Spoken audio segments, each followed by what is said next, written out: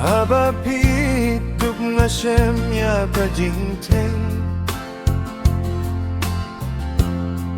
Pilong kajing sengeu tuat lasin tur kaset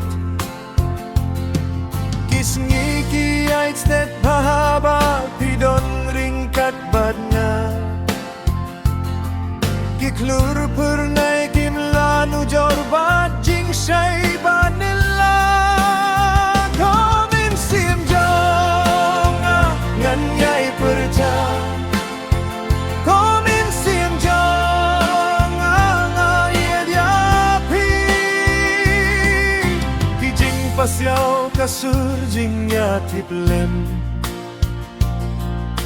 Hilong kabor bakren wat lajing klot ngasem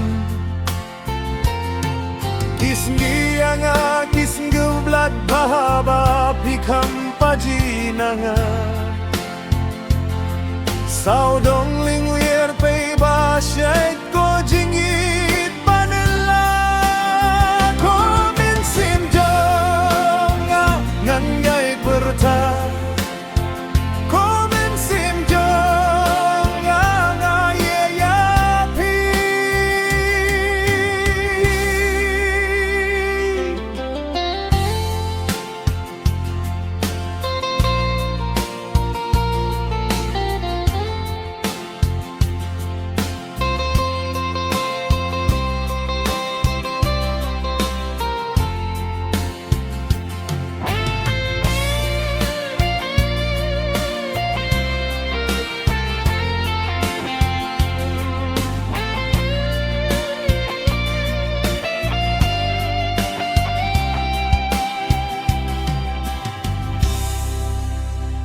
Haba pikdu ngasem ya kajingtem Pilong kajing sengeu tuat lasin tur kaset